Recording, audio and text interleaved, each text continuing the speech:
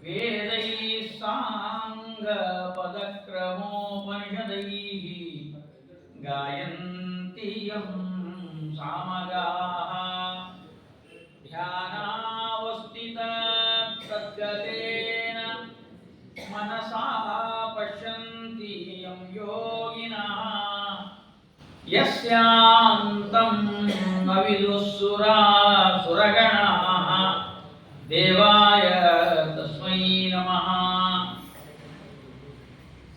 यत्कण्ठः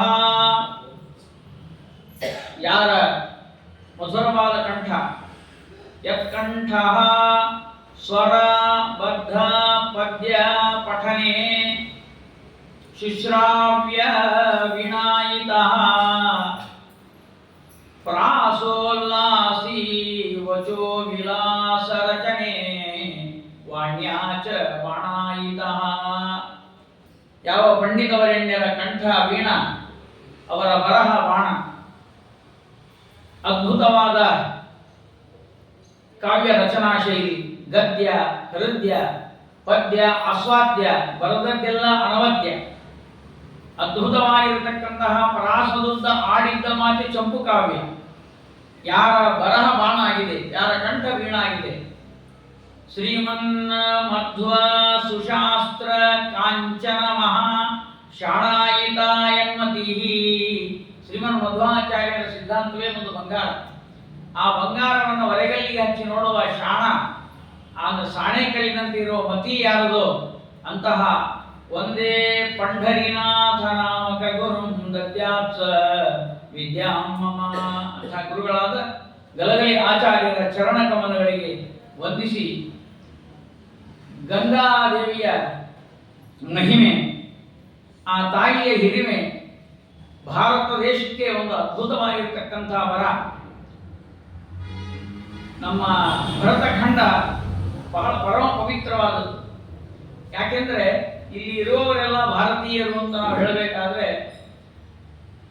ಭಾರತ ಈ ಹೆಸರು ಬಂದದ್ದೇ ಭರತನಿಂದ. ಭರತ ಅಂದ್ರೆ ಯಾರು ಅಂತ ಕೇಳಿದ್ರೆ, ಭಾಗವತದಲ್ಲಿ ಭರತ ಚಕ್ರವರ್ತಿ ಬರ್ತಾ ಇದ್ದಾನೆ. ದುಷ್ಯಂತ ಶಕುಂತಲೆಯರ ಮಗನು ಪುತ್ರನು ಭರತನೇ ಇದ್ದಾನೆ. ಆದರೆ ಅದಕ್ಕಿಂತ ಪೂರ್ವದಲ್ಲಿ ಪುರಾಣಗಳಲ್ಲಿ ಉಲ್ಲೇಖ ಮಾಡಿದ್ದಾರೆ, ಮೊದಲನೆಯ ಮನು ಏನಿದ್ದಾರಲ್ಲ, ಸ್ವಯಂಭವ ಮನ್ವಂತರದ ಮೊದಲನೆಯ ಮನು, ಅವರ ಹೆಸರು ಭರತನೇ.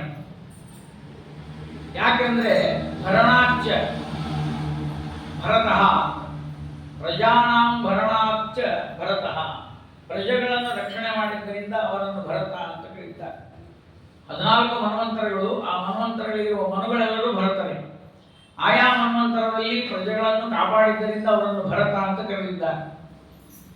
ಪ್ರಜೆಗಳನ್ನು ರಕ್ಷಣೆ ಮಾಡುವ ಕಾರಣದಿಂದ ಭರತರಾದ್ದರಿಂದ ಅವರ ಒಂದು ಆಳಿದ ದೇಶ ಅದು ಭಾರತ ಅಂತ ಇನ್ನೊಂದು ಅರ್ಥವನ್ನು ಹೇಳಿದ್ದಾರೆ. ಈಗ ನಾವು ಮೂಲಕ್ಕೆ ಹೋಗೋಣ. ಭರತ ಅಂದ್ರೆ ಏನು ಅಂತ. ಭ ಅಂದ್ರೆ ಜ್ಞಾನ, ಅದರಲ್ಲಿ ರಥ. ಯಾರು ಜ್ಞಾನದಲ್ಲಿ ರಥರಾಗಿದ್ದಾರೋ, ಅಂದ್ರೆ ಬ್ರಹ್ಮದೇವರ ಪುತ್ರರಾಗಿರ್ತಕ್ಕಂತಹ ಮನ್ವಾದಿಗಳು ಏನಿದ್ದಾರೆ, ಇವರೆಲ್ಲರೂ ಕೂಡ ಭರತರು. ಯಾಕೆ ಅಂತಂದ್ರೆ ಭ ಅಂದ್ರೆ ಜ್ಞಾನದಲ್ಲಿ ರಥರು, ಆಸಕ್ತರು. ಹೀಗಾಗಿ ಈ ದೇಶದಲ್ಲಿ ಜನ್ಮವನ್ನು ತಳೆದು ಅದ್ಭುತವಾದ ಈ ಮಣ್ಣಿನ ವಾಸನೆ, ಈ ನೆಲದ ನೀರು, ಇದರ ಜಲ, ಇದರ ನೆಲ, ಇದರ ಗಾಳಿ ಎಲ್ಲ ಯಾರ್ಯಾರಿಗೆ ಹತ್ತಿರ್ತದೋ ಅವರೆಲ್ಲ ಭರತರೇ. ಯಾಕಂದ್ರೆ ಅವರು ಜ್ಞಾನದಲ್ಲಿ ಆಸಕ್ತರಾಗ್ತಾ ಇದ್ದಾರೆ.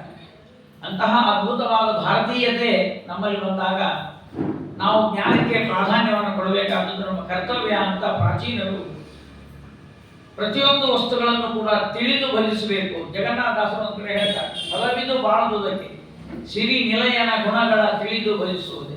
ಅಲ್ಲಿ ತಿಳಿಯುವುದು ಅಂದ್ರೆ ಯಾವುದನ್ನ ಅಂದ್ರೆ ವಸ್ತುಗಳನ್ನಲ್ಲ, ಮಣ್ಣು, ನೆಲ, ಜಲ, ಈ ಮೇಲಿನ ವಸ್ತುಗಳು, ಪ್ರಕೃತಿಗೆ ಸಂಬಂಧಪಟ್ಟ ವಸ್ತುಗಳಲ್ಲ. ಅದರ ಅಂತರ್ಯಾಮಿಯಾಗಿರ್ತಕ್ಕಂತಹ ಭಗವಂತನ ಅಸ್ತಿತ್ವವನ್ನು ತಿಳಿದುಕೊಳ್ಳಬೇಕು. ಹೀಗೆ ಸರ್ವತ್ರ ವ್ಯಾಪ್ತನಾದ, ಹೇಗೆ ವ್ಯಾಪ್ತಿ ಸಂಧಿ ಅಂತ ನಾವು ನೋಡ್ತೇವೆ, ಪ್ರತಿಯೊಂದರಲ್ಲೂ ಕೂಡ ಭಗವಂತನ ವಿಶೇಷ ಸನ್ನಿಧಾನವನ್ನು ಗುರುತಿಸುವ ಒಂದು ಪರಂಪರೆ ನಮ್ಮ ದೇಶದಲ್ಲಿರುವುದರಿಂದ ನಾವು ಎಲ್ಲದರಲ್ಲೂ ಕೂಡ ದೇವರನ್ನು ಕಂಡಂತೆ ತೀರ್ಥದಲ್ಲೂ ಭಗವಂತನನ್ನು ಕಾಣುವ ಒಂದು ಪ್ರವೃತ್ತಿ. ಅಂತಹ ತೀರ್ಥಗಳಲ್ಲಿ ಅತ್ಯಂತ ಉತ್ಕೃಷ್ಟ, ಶ್ರೇಷ್ಠ, ವರಿಷ್ಠ, ಗರಿಷ್ಠ ಯಾವುದು ಅಂದ್ರೆ ಗಂಗಾ ನದಿ. ರಾಘವೇಂದ್ರ ತೀರ್ಥ ಶ್ರೀಪಾದಂಗಳವರು ನದಿ ತಾರತಮ್ಯ ಸ್ತೋತ್ರದಲ್ಲಿ ನಿರೂಪಣೆ ಮಾಡ್ತಾರೆ. ವಿಷ್ಣು ಪಾದಾಬ್ಜ ಸಂಭೂತ ಗಂಗಾ ಸರ್ವಾಧಿಕಾ ಮತ. ಇದೊಂದು ಅದ್ಭುತವಾದ ಬ್ರಹ್ಮಾಂಡ ಪುರಾಣಾಂತರದಲ್ಲಿರುವಂತ ಹೇಳಿದ್ದು. ರಾಯರು ಕೂಡ ತಮ್ಮದೇ ಅಭಿಪ್ರಾಯ ಕೊಡುವುದಿಲ್ಲ, ಅವರು ಪುರಾಣವನ್ನೇ ಉಲ್ಲೇಖ ಮಾಡಿದ್ದಾರೆ. ಬ್ರಹ್ಮಾಂಡ ಪುರಾಣದಲ್ಲಿ ಹೇಳಿರುವ ಮಹಿಮೆಗಳನ್ನ ಆ ನದಿ ತಾರತಮ್ಯ ಸ್ತೋತ್ರ ಅಂತ ಸಂಗ್ರಹ ಮಾಡಿಕೊಟ್ಟಿದ್ದಾರೆ. ಅದರಲ್ಲಿ ವಿಷ್ಣು ಪಾದಾಬ್ಜ ಸಂಭೂತ ಗಂಗಾ ಸರ್ವಾಧಿಕಾ ಮತ. ಈ ಗಂಗೆಯ ಬಗ್ಗೆ ನಮ್ಮ ದೇಶದಲ್ಲಿ ಯಾರಿಗೆ ಆಸಕ್ತಿ ಇಲ್ಲ, ಅದನ್ನು ಒಲ್ಲದವರು ಯಾರಿಲ್ಲ, ಯಾರೂ ಇಲ್ಲ, ಎಲ್ಲರೂ ಬಲ್ಲವರೇ. ಆದರೆ ಆ ದೇವಿಯನ್ನ ಯಾರ್ಯಾರು ವರ್ಣಿಸಿದ್ದಾರೆ ಅಂತ ಸ್ವಲ್ಪ ಹಿನ್ನೆಲೆ ನೋಡಿಬಿಟ್ರೆ ಆಶ್ಚರ್ಯ. ನಮ್ಮಲ್ಲಿ ವೇದ ಪ್ರತಿಪಾದ್ಯವಾದ ನದಿ ಅಂದರೆ ಗಂಗಾ ನದಿ. ಇಮಮ್ಮೆ ಗಂಗೆ ಯಮುನೆ ಅಂತ ಒಂದು ಪದ್ಯ, ಮತ್ತೆ ಗಂಗೆ ಚ ಯಮುನೆ ಚೈವ ಗೋದಾವರಿ ಸರಸ್ವತಿ ನರ್ಮದೆ ಸಿಂಧು ಕಾವೇರಿ ಜಯಸ್ಮಿನ್ ಸನ್ನಿಧಿಂ ಕುರು ಅಂತ ಆ ಗಂಗೆಯನ್ನ ಯಾವುದೇ ಕಾರ್ಯಕ್ರಮ ಇರಲಿ, ಭಾರತ ದೇಶದ ಯಾವುದೇ ಕಾರ್ಯಕ್ರಮ ಇರಲಿ, ಉಪನಯನವೋ ವಿವಾಹವೋ ಸಂಸ್ಕಾರಗಳು ಅಥವಾ ಅಂತ್ಯ ಸಂಸ್ಕಾರವೋ ಎಲ್ಲ ಸಂದರ್ಭಗಳಲ್ಲೂ ಗಂಗಾ ದೇವಿಯನ್ನು ಬಿಡುವ ಪ್ರಶ್ನೆನೇ ಇಲ್ಲ. ಎಲ್ಲ ಸಂದರ್ಭಗಳಲ್ಲೂ ಗಂಗೆಯನ್ನು ಬಿಡುವುದಿಲ್ಲ. ನಾವು ಬ್ರಾಹ್ಮಣರು, ಶಾಸ್ತ್ರ ಓದಿದವರು, ಅಥವಾ ನಮಗೆ ಒಂದು ಪರಂಪರೆ ಇದೆ ಅಂತ ನಾವು ತಿಳ್ಕೊಳ್ಬಹುದು. ಆದರೂ ಈ ಬ್ರಾಹ್ಮಣೇತರರು ಕೂಡ ಬೇರೆ ಜಾತಿಯವರು ಒಂದೇನಾದರೂ ಮನೆ ಕಟ್ಟುವಾಗ ಒಂದು ಕಲಶ ಹಿಡ್ಕೊಂಡು ಬರ್ತಾ ಇದ್ದಾರೆ ಅಂದರೆ ಏನಿದೆ ಅದು ಅಂದರೆ ಗಂಗವ್ವ ಅಂತ ಬಿಡ್ತಾರೆ. ಅದು ನಾವಿನ್ನೂ ಕಲಶ ಅಂತೀವರು, ಕಲಶ ಅನ್ನೋದಿಲ್ಲ, ಗಂಗಾದೇವಿ ಇದ್ದಾರೆ ಅಂತ. ಅಂದರೆ ಭಾರತ ದೇಶದ ಎಲ್ಲ ಜಾತಿಯ ಜನಾಂಗದ ಮೂಲೆ ಮೂಲೆಯೊಳಗೂ ಅತ್ಯಂತ ಪ್ರಸಿದ್ಧವಾದಂತಹ ಒಂದು ದೇವತಾ ಅಂದರೆ ಗಂಗಾದೇವಿ. ಇಂತಹ ಗಂಗಾದೇವಿಯ ಚಿಂತನೆಯನ್ನ ನಾವು ವೇದಗಳಲ್ಲಿ ಕಾಣ್ತಾ ಇದ್ದೇವೆ. ಯಾವದನ್ನು ವೇದಗಳಲ್ಲಿ ನೋಡ್ತೀವೋ, ಯಾವ ದೇವಿಯ ಮಹಿಮೆಯನ್ನು ಪುರಾಣಗಳಲ್ಲೂ ಹೇಳ್ತಾ ಇವೆಯೋ, ಯಾವ ದೇವಿಯ ಮಹಿಮೆಯನ್ನು ರಾಮಾಯಣ ಮಹಾಭಾರತಗಳು ಹೇಳ್ತಾ ಇವೆಯೋ, ಯಾವ ಗ್ರಂಥಗಳು ಬಿಡಲಿಲ್ಲ. ಸಂಸ್ಕೃತದ ಎಲ್ಲ ಗ್ರಂಥಗಳಲ್ಲಿ ಆ ಗಂಗಾದೇವಿಯ ಮಹಿಮೆ. ಜೊತೆಗೆ ನಮ್ಮ ಹರಿದಾಸರು ಕೂಡ ಗಂಗಾದೇವಿಯನ್ನು ವರ್ಣನೆ ಮಾಡಿದ್ದಾರೆ. ಸಂಸ್ಕೃತ ವಿದ್ವಾಂಸರು, ಕವಿಗಳು, ಅದರಲ್ಲಿ ಕವಿಗಳು ಯತಿಗಳು ಆಗಿರತಕ್ಕಂತಹ ಸತ್ಯಧರ್ಮತೀರ್ಥ ಶ್ರೀಪಾದಂಗಳವರು ಗಂಗಾಲಹರಿಯನ್ನು ಬರೆದಿದ್ದಾರೆ. ಆಂಧ್ರದಲ್ಲಿ ಜಗನ್ನಾಥ ಪಂಡಿತ ಅಂತ ಒಬ್ಬ ವಿದ್ವಾಂಸ, ಆತನು 52 ಕೃತಿಗಳನ್ನು ಗಂಗಾಲಹರಿ ಬರೆದಿದ್ದಾರೆ. ಅವರು ಸ್ಮಾರ್ತರೇ ಆಗಿದ್ದರೂ ಕೂಡ ಭಾಗವತ ಸಂಪ್ರದಾಯದವರು. ಭಗವಂತನಾದ ನಾರಾಯಣನ ವಿಶೇಷತೆಯನ್ನು ವರ್ಣಿಸುವಲ್ಲಿ ವಿಷ್ಣು ಲಹರಿ ಅಂತಲೇ ಬರೆದಿದ್ದಾನೆ. ಗಂಗಾಲಹರಿಯಲ್ಲೂ ಕೂಡ ವೇದಶಾಸ್ತ್ರಗಳಿಗೆ ಸಮ್ಮತವಾದ ರೀತಿಯಲ್ಲಿ ಗಂಗಾದೇವಿಯನ್ನು ಕೊಂಡಾಡಿದ್ದಾನೆ. ಅಂತಹ ಜಗನ್ನಾಥ ಪಂಡಿತನ ಸಂಸ್ಕೃತ ಗಂಗಾಲಹರಿಯ ಅನುವಾದವನ್ನು ನಮ್ಮ ಗುರುಗಳಾದ ಗಲಗಲಿ ಆಚಾರ್ಯರು 52 ಕನ್ನಡ ಕಥೆಗಳನ್ನು ಬರೆದಿದ್ದಾರೆ. ಇದರ ಸಂಕ್ಷಿಪ್ತ ಪರಿಚಯ ಮಾಡಿಕೊಂಡು ನೇರವಾಗಿ ಗಂಗಾಲಹರಿಗೆ ಹೋಗೋಣ. ಯಾಕೆಂದ್ರೆ ಸಂಕಲ್ಪದಲ್ಲೇ ಪರ್ವಕಾಲ ಮುಳುಗಿತು ಅಂತ ಆಗಬಾರ್ದು. ಪರ್ವಕಾಲದಲ್ಲಿ ಸಂಕಲ್ಪ ಮಾಡ್ರಿ ಅಂದ್ರು, ಇರೋದೇ ಅರ್ಧ ತಾಸು ಪರ್ವಕಾಲ ಇತ್ತು.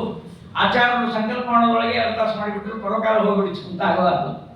5 ದಿನಗಳ ಈ ಪ್ರವಚನದಲ್ಲಿ ಪ್ರಾರಂಭದಲ್ಲಿ ಸ್ವಲ್ಪ ಮಾತ್ರ ನಾನು ಪರಿಚಯ ಕೊಡ್ತಾ ಇದ್ದೇನೆ. ಜಗನ್ನಾಥ ಪಂಡಿತ ಅವರ ತಂದೆ ಪೇರು ಭಟ್ಟರು ಅಂತ ಬಹಳ ದೊಡ್ಡ ವಿದ್ವಾಂಸರು. ಚಂದತೆ ಯತ್ ಪ್ರಸಾದತಃ ಅಂತ ಹೇಳ್ತಾ ಇದ್ದಾರೆ. ಪೇರು ಭಟ್ಟರು ಪ್ರವಚನ ಮಾಡ್ತಾ ಇದ್ರೆ ಪಾಷಾಣಾದ ಪಿಪೀಯೂಷಂ, ಕಲ್ಲು ಸಹಿತ ಕರಿಬಿಡ್ತಿತ್ತಂತೆ. ಕಲ್ಲು ಕರಗಿತು ಅಂದ್ರೆ ಏನೋ ಆಚಾರ ಹೇಳ್ತಾರೆ ಅಂತ ಎಲ್ಲ ಕೇಳೋದಲ್ಲ. ಕಲ್ಲು ಕರಗಲಿಕ್ಕೆ ಸಾಧ್ಯನೇ ಇಲ್ಲ, ಯಾಕೆ ಆಗ್ತದೆ. ಕಲ್ಲಿನಂತಹ ಮನಸ್ಸಿದ್ದವರು ಕೂಡ ಕರಿಬಿಡ್ತಾರೆ ಅಂತ ಅಭಿಪ್ರಾಯ.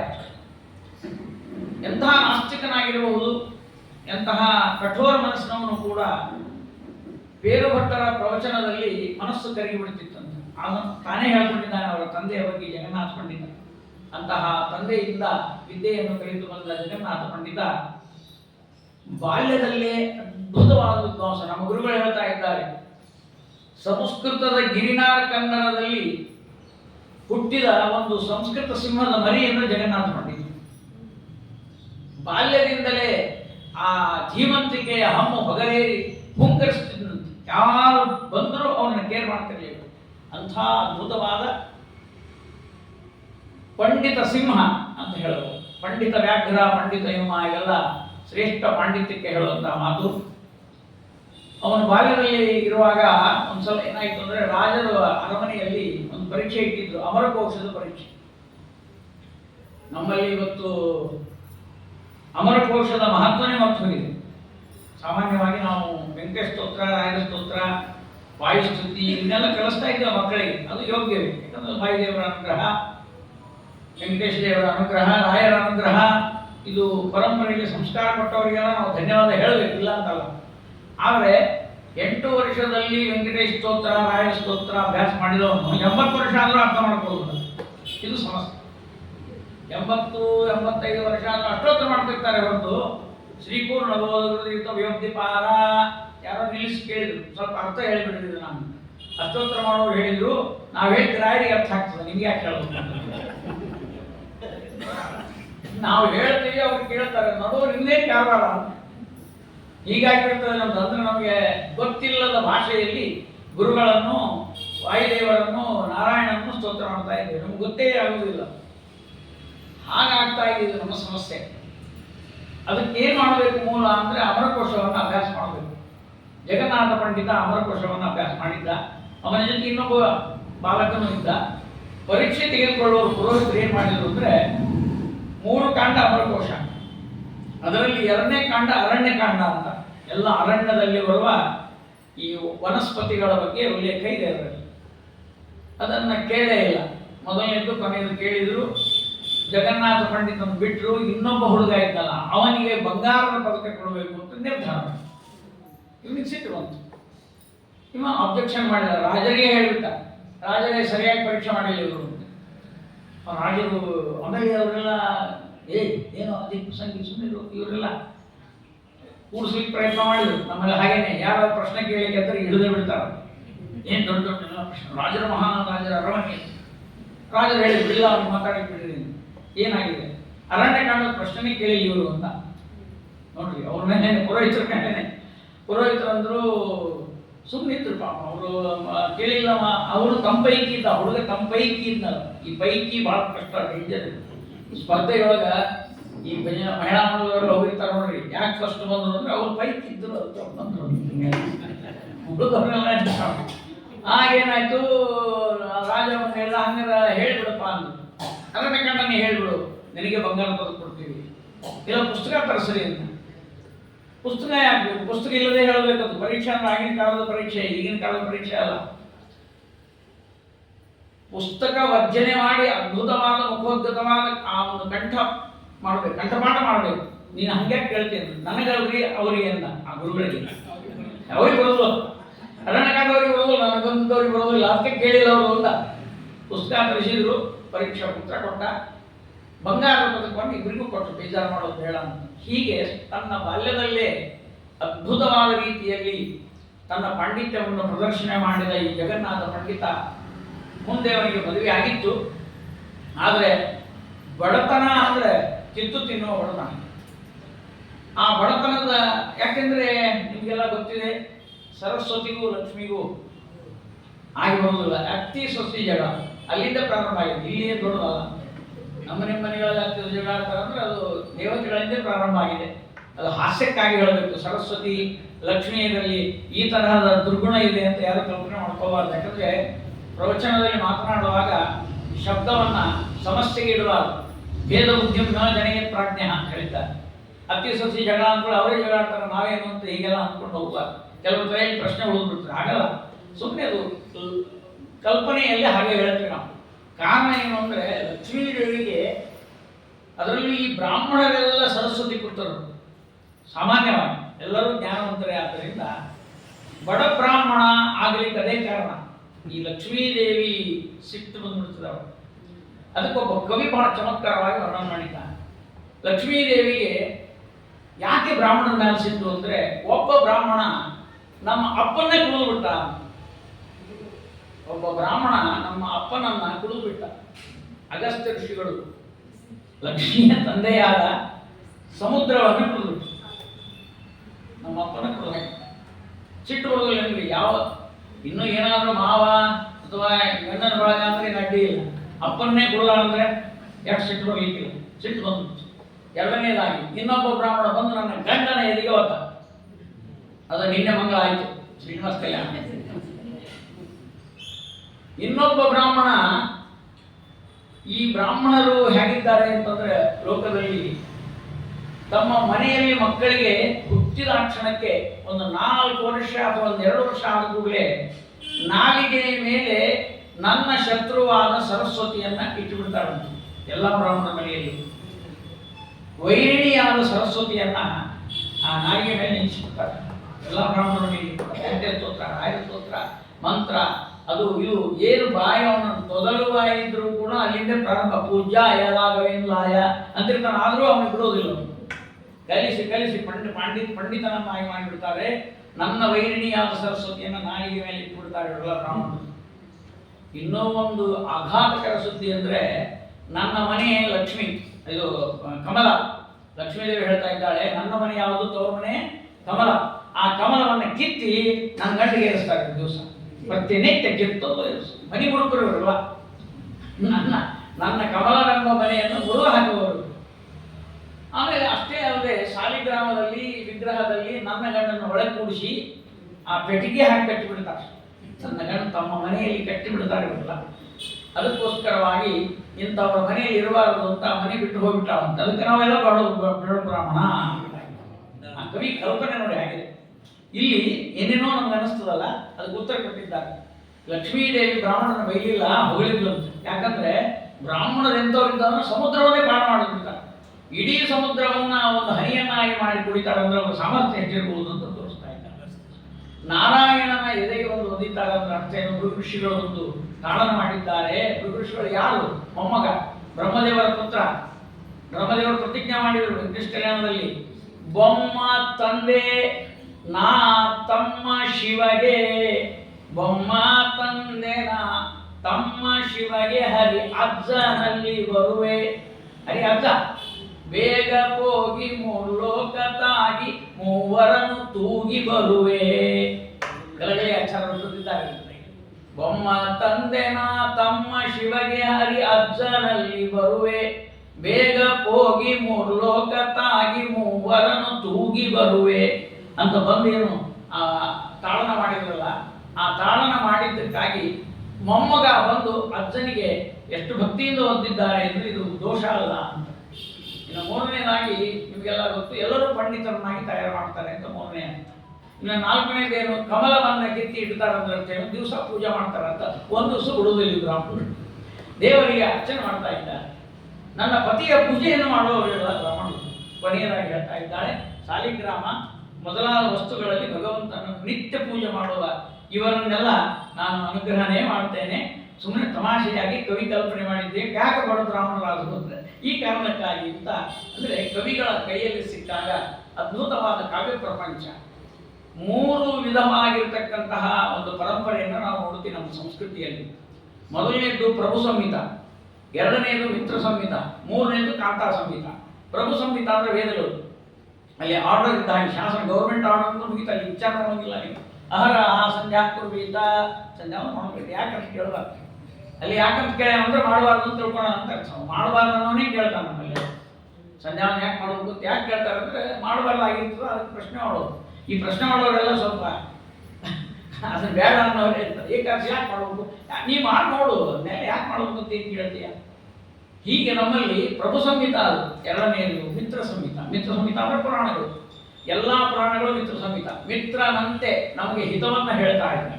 ವ್ರತಗಳು, ನಿಯಮಗಳು ಎಲ್ಲವನ್ನು ಹೇಳ್ತಾ ಇದ್ದಾರೆ.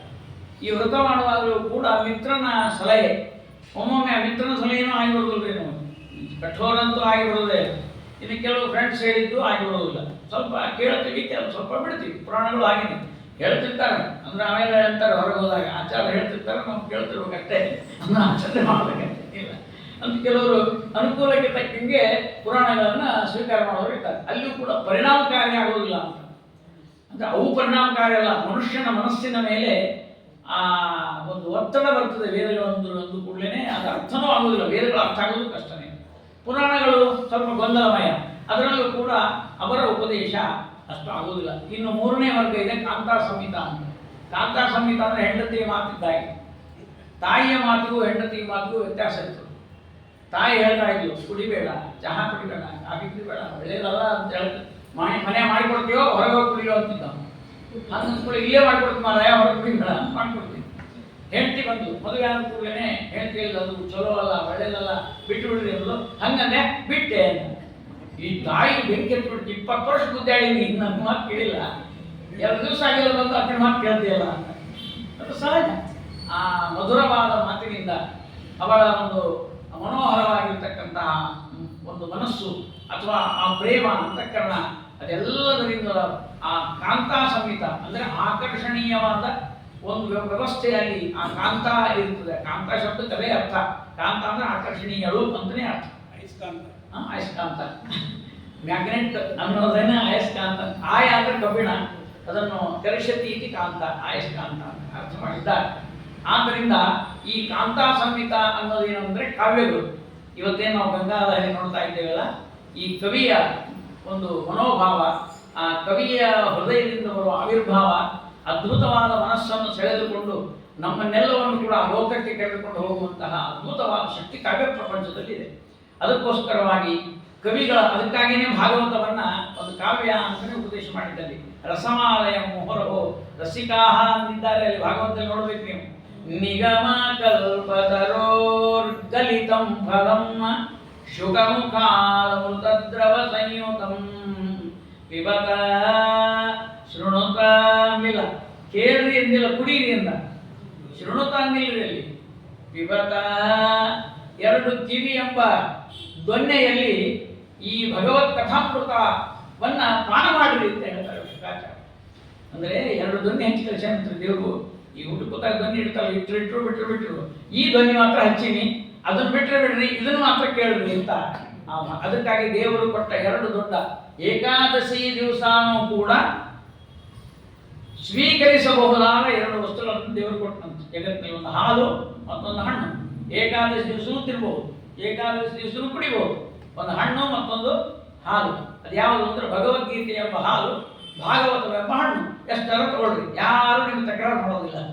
ಇಂತಹ ಅದ್ಭುತವಾದ ಕೊಡುಗೆಯನ್ನು ಕೊಟ್ಟ ಪರಮಾತ್ಮ. ಭಾಗವತ ಅಂದರೆ ಪುರಾಣ ಗ್ರಂಥವಾದರೂ ರಸಗ್ರಂಥ, ಅದ್ಭುತವಾದ ರಸವಾಗಿರ್ತಕ್ಕಂತಹ ಶ್ರೀಮದ್ ಭಾಗವತ. ಇದರ ಹಿನ್ನೆಲೆಯಲ್ಲಿ ನಮ್ಮ ಕವಿಗಳು ಕೂಡ ಯಾವುದನ್ನು ಬಿಡಲಿಲ್ಲ. ಕಾಳಿದಾಸಾದಿ ಕವಿಗಳು, ಯಾವ ಕವಿಗಳು ಕೂಡ ಕೆಲವು ಅವರು ಮಾಡಿರಬಹುದು. ಮೇಘದೂತ ಕಾವ್ಯ ಒಂದು ಕಾಲ್ಪನಿಕವಾದ ಕಾವ್ಯ ಆಗಿರಬಹುದು, ಆದರೆ ಅವರು ರಘುವಂಶ, ಕುಮಾರ ಸಂಭವ ಎಲ್ಲವೂ ದೈವಿ ಅಂದರೆ ದೇವತೆಯ ಉಪಾಸನೆ ಒಂದು ಸಂಸ್ಕಾರವನ್ನು ಕೊಡದೇ ಇರುವ ಯಾವ ಕಾವ್ಯಗಳು ನಮ್ಮ ದೇಶ ಸಂಸ್ಕೃತದಲ್ಲಿ ಇಲ್ಲ. ಇನ್ನು ಬರ್ತಾ ಬರ್ತಾ ಬೇರೆ ಬೇರೆ ರೂಢಿಗಳೆಲ್ಲ ಹಂಗೆ ಎಲ್ಲ ಕವಿಗಳು ಇದ್ದಾರೆ. ಜೈನ ಕವಿಗಳಿದ್ದಾರೆ, ಬೌದ್ಧ ಕವಿಗಳಿದ್ದಾರೆ, ಬೇರೆ ಬೇರೆ ಇದ್ದಾರೆ. ಆದರೆ ಸಾಮಾನ್ಯವಾಗಿ ವೇದ ಅನುಸಾರಿಯಾದ ಕಾವ್ಯ ಪ್ರಪಂಚವನ್ನು ಕೊಟ್ಟವರು ಬಹಳ ಜನ. ಆ ಹಿನ್ನೆಲೆಯಲ್ಲಿ ಇವತ್ತು ನಾವು ಜಗನ್ನಾಥ ಪಂಡಿತನ ಪರಿಚಯವನ್ನು ಮಾಡಿಕೊಳ್ತಾ ಇರುವಾಗ ಬಡತನದ ಬೇಗೆಯಲ್ಲಿ ನೊಂದು ಬೆಂದ ಆ ಜಗನ್ನಾಥ ಮಧುರೆಗೆ ಹೋಗಿದ್ದಾನೆ. ಕಂಚಿ ಕಾಮಾಕ್ಷಿ, ಮಧುರೆ ಮೀನಾಕ್ಷಿ, ಅಲ್ಲಿ ಕಾಮಾಕ್ಷಿ ಗುಡಿ ಅಲ್ಲೆಲ್ಲ ಹೋಗಿ ಕುಳಿತುಕೊಂಡ ಪಾರ್ವತಿ ದೇವಿ ನೋಡ್ತಾ ಇದ್ದಾನೆ. ಪಾರ್ವತಿ ದೇವಿ ಏನು ಹೆಸರು? ಅನ್ನಪೂರ್ಣ ಅಂತ ಹೆಸರು. ಎಲ್ಲರಿಗೂ ವ್ಯವಸ್ಥೆ ಮಾಡಬೇಕು, ಆದರೆ ನನಗೆ ಮಾಡಿರಲ್ಲ ಅಂತ ಜಗನ್ನಾಥ ಪಂಡಿತ. ಖಂಜಾಯಿ ತೋದಿಮತಿ ಗಂಜಾಪರೋಪಿಬತ ಸಂಜಾಯ ತೇತ್ರ ಧನದಃ ಸಂಜಾಗಟೀತಿ ಗುಣ ಪುಂಜಾಯಿ ತಸ್ಯ ನತು ಗುಂಜಾಮಿ ಕಂಜ ಕನಕಂ. ಆ ತಾಯಿ ಹೇಳ್ತಾ ಇದ್ದಾನೆ, ಖಂಜಾ ಅವ್ವ ಮಲ್ಕೊಂಡಿಯೋ, ಮಲ್ಕೊಂಡಂಗೆ ನಾಟಕ ಮಾಡ್ತೀಯೋ ನಮ್ಗಂತೂ, ಯಾಕಂದ್ರೆ ನಿನ್ನ ಕಾಲಿನ ಗೆಜ್ಜೆ ಸಪ್ಪಳ ಕೇಳ್ತಾ ಇದೆ, ಗೆಜ್ಜೆ ಸಪ್ಪಳ ಕೇಳ್ತಾ ಇದೆ ಅಂತ ಮಲ್ಕೊಂಡಿಲ್ಲ ಅಂತ ಅರ್ಥ. ಅದರ ನನ್ನ ವಿಷಯದಲ್ಲಿ ಹೀಗೆ ಯಾಕೆ ಮಾಡಿರ್ತೀವಿ? ಲೋಕದಲ್ಲಿ ಏನು ನಡೆದಿದೆ? ಖಂಜಾಯಿ ತೋದಿಮತಿ. ಒಬ್ಬೊಬ್ಬರು ಮನೆತನದೊಳಗ 3 ಮನೆತನ 4 ಮನೆತನಕ್ಕೂ ಕೂಡ ನಿರಕ್ಷರ ಕುಕ್ಷಿಗಳು, 2 ಅಕ್ಷರಗಳು ಎಲ್ಲ ಹೆಬ್ಬೊಟ್ಟು ಅಂಥವ್ರು ಏನಾಗ್ಯಾರಂದ್ರೆ ಈ ಗಗನಚುಂಬಿಯಾಗಿರ್ತಕ್ಕಂತಹ ಮಹಡಿಗಳಲ್ಲಿದ್ದಾರೆ ಅಂತ. ಅವ್ರದ್ದು ವೈಭವ ಅಂದ್ರೆ ವೈಭವ, ಕುಬೇರ ಆಗಿಬಿಟ್ಟಿದ್ದಾರೆ ಅವರೆಲ್ಲ. ಏನು ಬರೋದಿಲ್ಲ, ನಿರಕ್ಷರ ಕುಕ್ಷಿ, ಸರಸ್ವತಿ ಶತ್ರು, ಯತಿಶ್ರೀ 2 ಅಕ್ಷರವಿಲ್ಲ, ಅವರು ಮಾತ್ರ ಅದ್ಭುತವಾದ. ನಮ್ಮ ಗಲಗಲಿ ರಾಮಾಚಾರ್ಯ ಅಂತ ನಮ್ಮ ಆಚಾರ್ಯರ ಚಿಕ್ಕಪ್ಪ, ಅವರು ಅದ್ಭುತವಾಗಿ ಶ್ಲೋಕಗಳನ್ನು ಮಾಡುವವರು, ಆಶುಕವಿಗಳು. ಅವರಿಗೂ ರಾಷ್ಟ್ರಪತಿ ಪ್ರಶಸ್ತಿ, ಕಾಳಿದಾಸ ಪ್ರಶಸ್ತಿ ಎಲ್ಲ ಬಂದಿದೆ. ನಮ್ಮ ಗುರುಗಳಿಗೂ ರಾಷ್ಟ್ರಪತಿ ಪ್ರಶಸ್ತಿ ಬಂದಿದೆ. ಆ ಚಿಕ್ಕಪ್ಪ ಅವರು ಒಂದು ಶ್ಲೋಕ, ಬಳ್ಳಾರಿಕೆರೆ ಸ್ವಾಮಿಗಳ ಜೊತೆ ಹೋಗಿ ವಿದ್ಯಾಮಾನ್ಯ ತೀರ್ಥರು ಯಾವುದೋ ಒಂದು ದಾಸಪ್ರಕಾಶರ ಮನೆಯಲ್ಲಿ ಅಲ್ಲಿ ಭೋಜನ ಮಾಡ್ತಾ ಇರುವಾಗ ನೋಡಿದ್ರು, ಅರಮನೆ ಎಲ್ಲ ನೋಡಿದ್ರು. ಪಂಡಿತರು ಬಿಡ್ತಾರೆ ಅಂದ್ರೆ ಒಂದು ಶ್ಲೋಕ ಆಗಲಿ ರಾಮಾಚಾರ್ಯ ಅಂದ್ರು. ಪ್ರಾಸಾದೇ ವಿಧುಬಿಂಬ ಚುಂಬಿಗಿಲ ಸದ್ವಾದೋ ವಿರಾಜೋ ವಿನಾ ಮೃಷ್ಟಾನ್ನೈ ಪರಿಪುಷ್ಟ ಲೋಲದುದರಾ ನಂದಂತಿ ಮಂದಾ ಜನಾ ಅನ್ನೋ ಶ್ಲೋಕ ಮಾಡಿ. ಅರ್ಥ ಏನಂದ್ರೆ ಪ್ರಾಸಾದ ಅಂದ್ರೆ ಅರಮನೆ. ಪ್ರಾಸಾದೆ ವಿಧು ಬಿಂಬ ಚಂದ್ರಬಿಂಬ, ಅವು ಅರಮನೆ ಅಂದ್ರೆ ಚಂದ್ರಬಿಂಬ ಮುಟ್ಟ್ಯಾವಂತ. ವಿಧು ಬಿಂಬ ಚುಂಬಿನಿ ಲಸದ್ ವಾಸೋ ವಿರಾಶೋಭಿನ, ಅವ್ರು ಉಟ್ಟುಕೊಂಡಂತ ಪೀತಾಂಬರ ಒಬ್ಬೊಬ್ಬರದು ಒಂದೊಂದು ಲಕ್ಷ. ಅವರ ಮನೆಯಲ್ಲಿರೋರು ಹೆಂಡತಿ ಮಕ್ಕಳು ಎಲ್ಲರೂ ಪೀತಾಂಬರ ಉಟ್ಕೊಂಡು ಬಂದ್ರೆ ಒಬ್ಬೊಬ್ಬರದು ಒಂದೊಂದು ಲಕ್ಷ. ಅಂಥ ವಾಸೋಭಿರಾಶೋಭಿನ. ಇನ್ನು ಊಟ ಗೀಟ ಅವ್ರದೆಲ್ಲ ಎಂತಾದ್ರು ಅಂದ್ರೆ ಗೋಡಂಬಿ ದ್ರಾಕ್ಷಿ ಅದೆಲ್ಲ ಹೊಡೆದು ಮೃಷ್ಟಾನ್ನೈ ಪರಿಪುಷ್ಟ ಲೋಲದುದರಾಹ. ಅವ್ರು ಬರ್ಬೇಕಾದ್ರೆ ಮೊದಲು ಹೊಟ್ಟಿ ಬರ್ತದ, ಆಮೇಲೆ ಅವ್ರು ಬರ್ತಾರೆ. ತುರಿಶೊಳಗೆ ಬರೋದಿಲ್ಲರಿ, ಅದು ನಾನಾ ಹಚ್ಕೊಳ್ಬೇಕಾದ್ರೆ ನಾವು ಹಿಂಗೆ ಹಚ್ಕೋತೀವಿಲ್ಲ, ಅವ್ರು ಹಂಗಲ್ಲ, ಹಿಂಗೆ ಹಚ್ಕೋಬೇಕಂತ ನಾವು. ಆ ನಮೂನೆ ಆಗಿರ್ತಕ್ಕಂಥ ಅದ್ಭುತವಾದ ವೈಭವ. ಈ ಪಂಡಿತರ ಹಣೆವಾರಿ ಏನಂದ್ರೆ ರಾಮಾಚಾರ್ಯ ಬರೀತಾ ಇದ್ದಾರೆ, ಏನೇನಿಲ್ಲ. ಜೀರ್ಣೇ ತರಂ ಮಂದಿರಂ ಹರಕ ಬಟ್ಟಿ, ಯಾರೋ ಮನೆ ಕೊಟ್ಟರು ಅಂತ. ಪಾಪ ಇವ್ರಿಗೆ ಸ್ವಂತ ಮನೆ ಇಲ್ಲ, ಬಾಡಿಗೆ ಮನೆ. ಬಾಡಿಗೆ ಬೇಡ ವಿಚಾರ. ಇಲ್ಲಿ ನೋಡ್ರಿ ಭಾಳ ಚಲೋ ಮನೆ, ಭಾಳ ಚಲೋ ಅದ, ನಿಮ್ಮ ಮಡಿ ಭಾಳ ಅನುಕೂಲ ಅದ. ಮಳೆ ಬಂತಂದ್ರೆ ಎಲ್ಲ ನೀರು ಮನೆಗೆ ಬರ್ತಾವ, ಅಲ್ಲೇ ತಂದು ಇಟ್ಕೊಂಡ್ಬಿಡುದು ಮಡಿ ನೀರು. ಏನು ಮಾಡೋದು? ಇದು ಬಡತನದ ಚಿತ್ರ. ಭಾಳ ಚಂದ ಮಾಡಿದ್ದಾರೆ ಶ್ಲೋಕ. ಅನ್ನ ಇಲ್ರಿ ಪಂಡಿತರಿಗೆ ಈ ಭಾರತ ದೇಶದಲ್ಲಿ ಕಲಿಕಾಲ ಅಂತ ಹೇಳೋಣ, ಅವರ ಕರ್ಮ ಅಂತ ಹೇಳೋಣ. ಯಾರ್ಯಾರ ಕರ್ಮಾನುಸಾರವಾಗಿ ಬಡತನ ಶ್ರೀಮಂತಿಗೆ ಬರೋದು ಅವರವರ ಕರ್ಮಾನುಸಾರವಾಗಿ.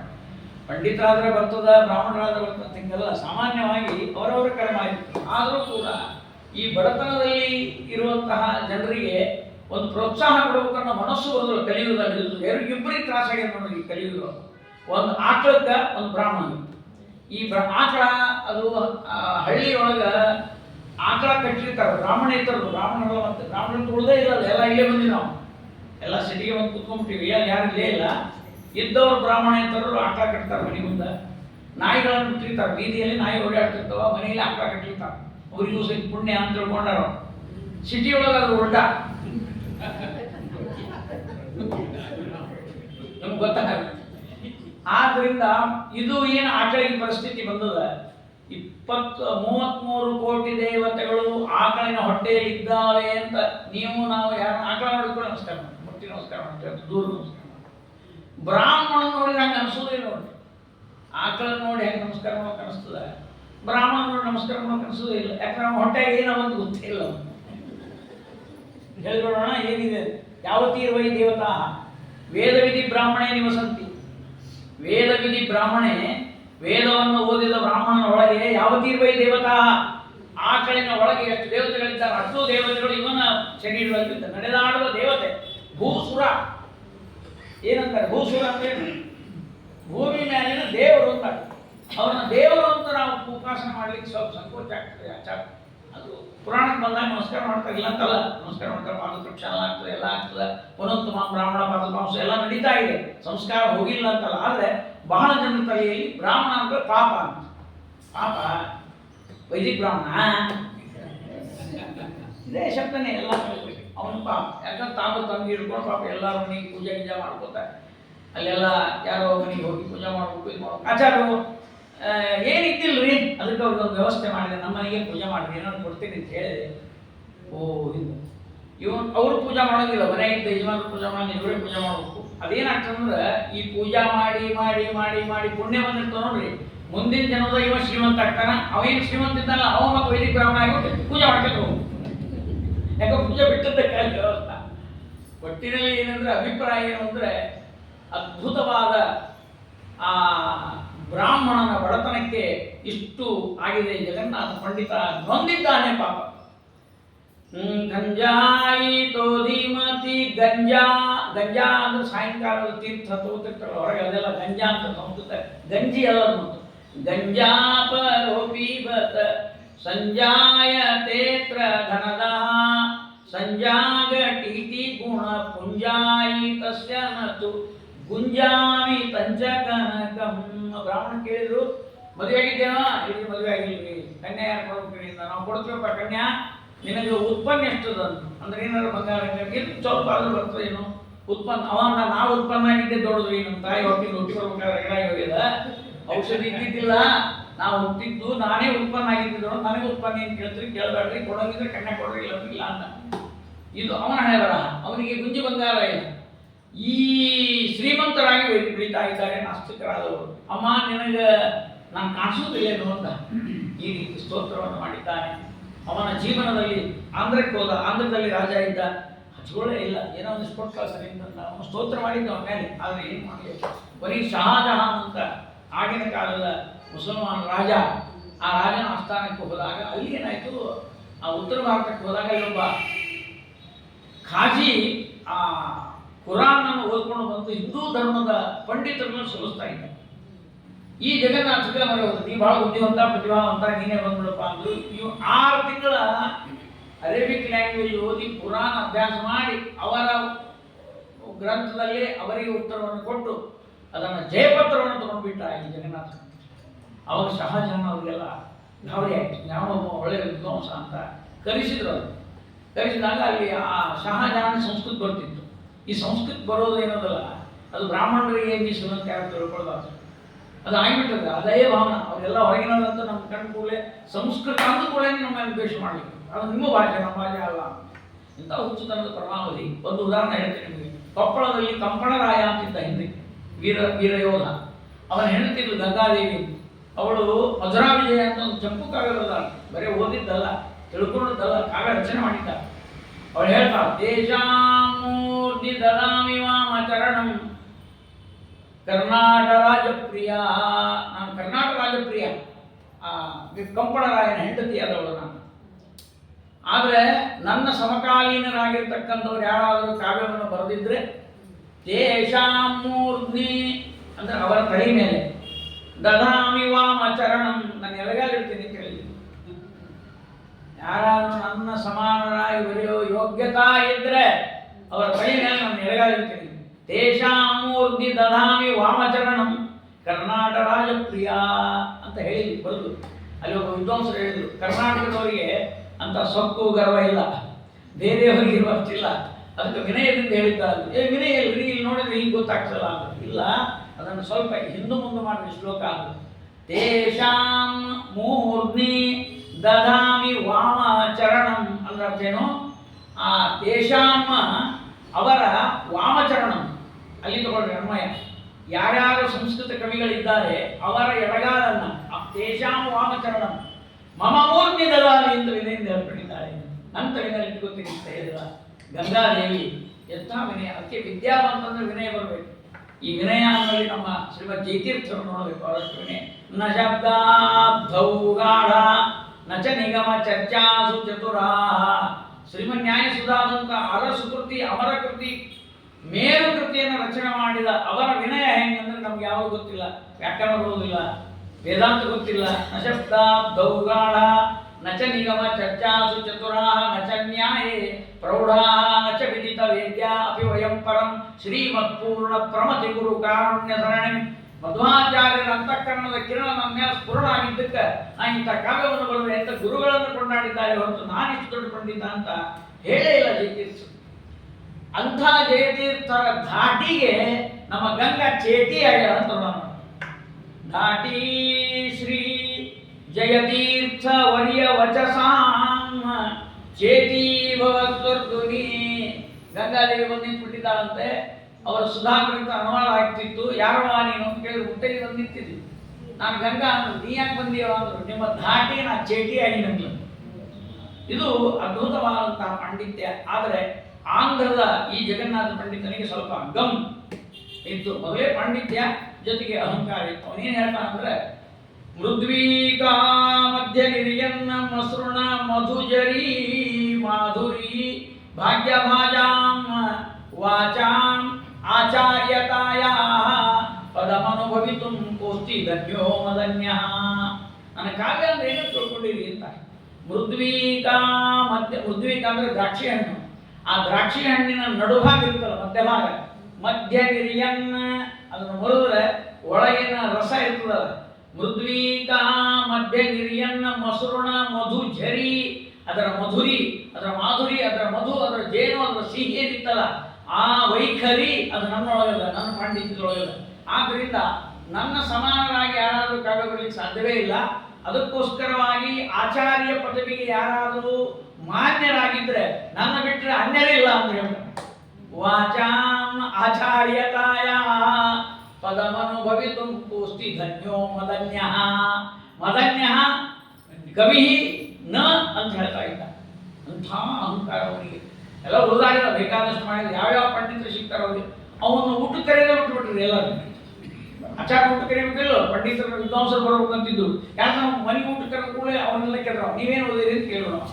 ಅವರಂದ್ರೆ ಇಲ್ಲಿ ನಾನು ಪತಂಜಲಿ ಮಹಾಭಾಷೆ, ಅವನೇನು ಬರ್ದ, ನಾವು ಏನು ತಪ್ಪಪ್ಪ ನೋಡಿ ಇಷ್ಟು ತಪ್ಪ ಅಂತ ಹೇಳ್ಬಿಟ್ಟು. ಸಿದ್ಧಾಂತ ಕೌಮುದಿ ಒಳಗೆ ತಪ್ಪು ತೋರಿಸ, ಅಲಂಕಾರ ಶಾಸ್ತ್ರ ಬರೆದಿದ್ರೆ ಅದರೊಳಗೆ ತಪ್ಪು ಹೇಳ.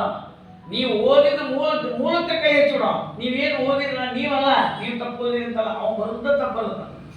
ಎಂಥ ಪಂಡಿತ ಇವ. ಇಷ್ಟೆಲ್ಲ ಆಗಿ ಶಹಾಜಹಾನ್ ಅಂತ ಬಂದಿದ್ದಾನೆ.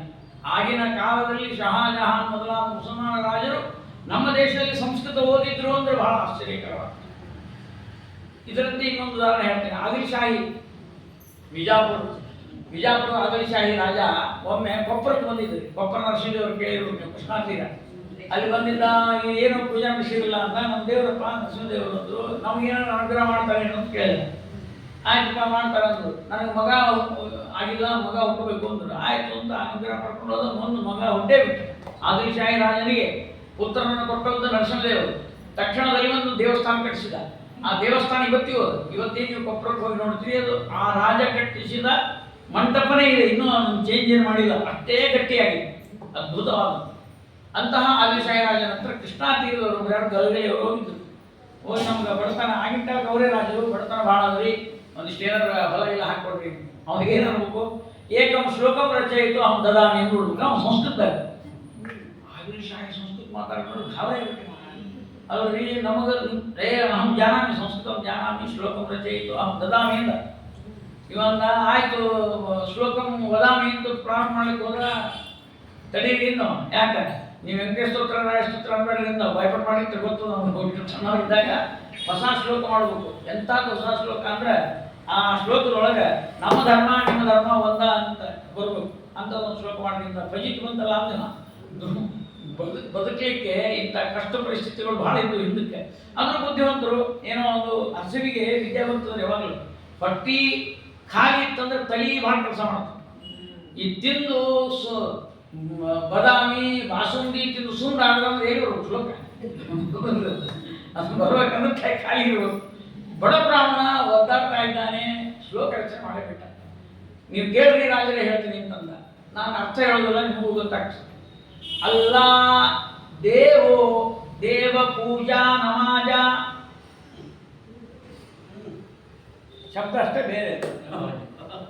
ಅಲ್ಲ ದೇವೋ ದೇವ ಪೂಜಾ ನಮಾಜ ಖಾಜಿ ವಿದ್ವಾನ್ ಪಂಡಿತಸ್ತತ್ರ ಮುಲ್ಲಃ ತತ್ರ ಮುಲ್ಲಃ ಅತ್ರ ಪಂಡಿತಃ ಪುರಾಣಂ ಖುರಾಣಂ ನಮಾಜಂಚ ಶಾಸ್ತ್ರಂ ಭಾಷಾ ಭೇದೋ ನೈವ ಧರ್ಮಸ್ಯ ಭೇದಃ. 100 ಎಕರೆ ಜಮೀನು ಹಾಕ್ಬಿಟ್ಟು ತಗೊಂಡೋಗಿ ಮಾಡಿ. ಆ ಕಾಲದಲ್ಲಿ ಪರಿಸ್ಥಿತಿ ಹಂಗಿತ್ತು, ಹಾಗೆ ಮಾಡಬೇಕು ಅಂತಲ್ಲ, ಹೊಟ್ಟೆಗೋಸ್ಕರವಾಗಿ ವಿದ್ಯಾವನ್ನು ಮಾಡಿಕೊಂಡು ಅಥವಾ ಹೇಳಬೇಕು ಅಂತ ಅಭಿಪ್ರಾಯ ಅಲ್ಲ. ಇಂಥವೆಲ್ಲ ಶ್ಲೋಕಗಳು ಪ್ರಾಚೀನ ಕವಿಗಳ ಒಂದು ಚರಿತ್ರೆಯಲ್ಲಿ ನೋಡ್ತಾ ಇದ್ದೆ. ಒಟ್ಟಿನಲ್ಲಿ ಶಹಾಜಹಾನ್ ಹತ್ರ ಇದ್ದ.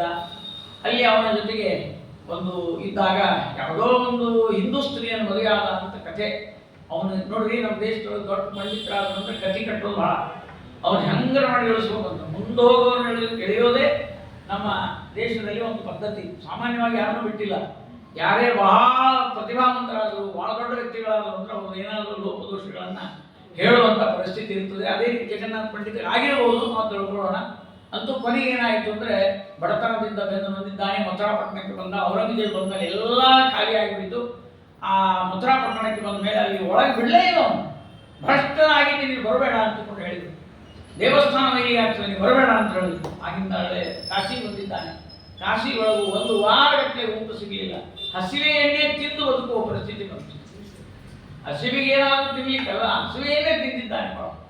ಆ ದಂಡಿನ ಮೇಲೆ ಮಲಗಿದ್ದಾನೆ. ಒಂದು ಶಾಲೆ ಹೊತ್ಕೊಂಡು ಅವನು ಆ ಲವಂಗಿಯನ್ನು ನೋಡಿ ಇಬ್ಬರು ಕೂಡ ಮಲಗಿದ್ದಾರೆ. ಅಪೈ ದೀಕ್ಷಿತರಂತ ವಿದ್ವಾಂಸರು ಬಂದರು. ಯಾವನೋ ಮಲಗಿದ್ದಾನೋ ನೆನಸೋ ಗಂಗಾ ನದಿ ದಂಡಿ ಮೇಲೆ ಅವನು ಮಲ್ಕೊಂಡಾನಲ್ಲ. ಶಿಷ್ಯರು ಬಂದು ಹೇಳ್ರಿ ಅಂತ ಎಬ್ಸಿದ್ರು. ನೀನು ನೋಡಿದ ಅಪ್ಪಯ್ಯ ದೀಕ್ಷಿತರು ನೋಡಿ, ಸುಖಂ ಶಹೀತ ಮಲಗಿಸ್ರ ಪಾಲ್ಯ ಅಂತ. ಅವ ಶಿಷ್ಯ ಅಂದ, ಎಬ್ಸನ್ನವ್ರು ನೀವ, ಮಲಗಿಸನ್ನವ್ರು ನೀವ, ಏನ್ರಿ ಹಿಂಗ? ಅವ ಎದ್ರೆ ನಾವು ಮಲ್ಕೋಬೇಕಾಗ್ತಂದ್ರು.